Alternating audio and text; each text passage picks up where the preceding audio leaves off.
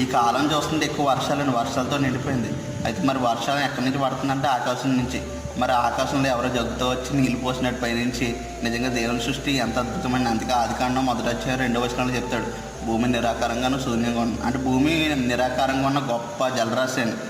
అలాగే ఈ యొక్క సముద్రాలపై వ్యాపించి ఉన్న సమతలముఖ ప్రదేశమే ఈ యొక్క భూమి అని. అలాగే ఆకాశం కూడా ఒక జలది లాంటిది.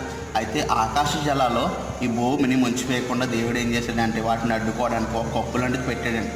అయితే దేవుడు ఎప్పుడు ఎంతవరకు వర్షం అవసరం, ఎంతవరకు ఎండ అవసరం, అంటే ఈ యొక్క వాతావరణం దేవుని స్వాధీనంలో ఉంది. ఎంతవరకు అంటే పాడు చేయకుండా. భూమికి ఆకాశానికి ఎంత దూరం అండి? అలాంటిది పైన ఆకాశం ఉంది, ఇక్కడ ఏమో కింద భూమి ఉంది. అది కింద పడిపోతే ఏముంది, మొత్తం అంతా నాశనం అయిపోతుంది. అలాంటిది పడకుండా ఒక కప్పులాంటి ఉంచి దేవుడు కంట్రోల్ అనేది ఉంచాడనమాట. ఆకాశానికి భూమికి ఎంత దూరం మన అతిక్రమం మనం అంత దూరపరిచి ఉన్నాడని ఉంటుంది దేవుని వాక్యం.